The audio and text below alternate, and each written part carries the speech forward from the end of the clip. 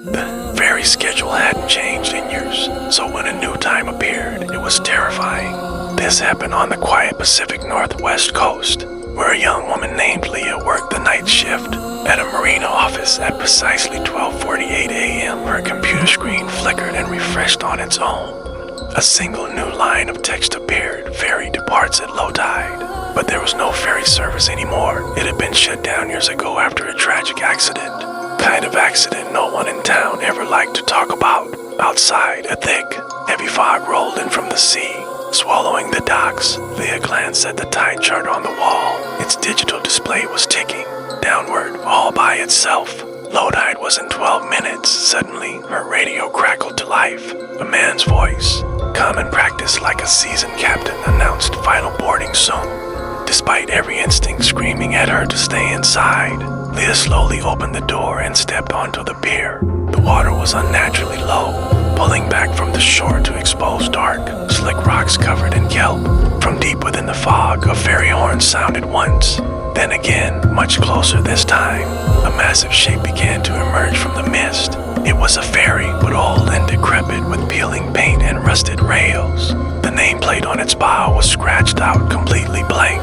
As it drew nearer, the deck lights flickered on one by one, casting an eerie glow. The gangway lowered with a groan, landing on the dock with a heavy thud. But there was no crew, not a single person in sight. Then, a sign near the ramp lit up. Passengers must declare their weight. Leah let out a nervous laugh, thinking it was some kind of sick joke, until a large, industrial scale next to the sign powered on.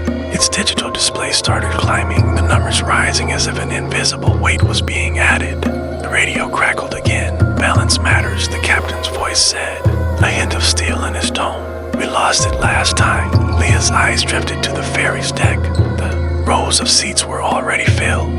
Dozens of people sat motionless, staring straight ahead, their coats dripping seawater onto the metal floor. None of them blinked, none of them moved.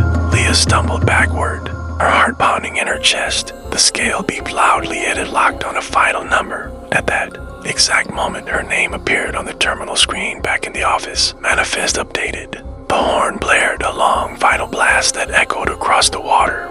Then, from the ferry, a child's voice called out softly, "Low tide doesn't last." The tide chart on the wall hit 0. The gangway began to rise. Leah didn't wait. She turned and ran. Behind her, she heard the clang of heavy chains and the roar of water rushing back in, swallowing the exposed rocks. When she finally dared to look back, the pier was empty.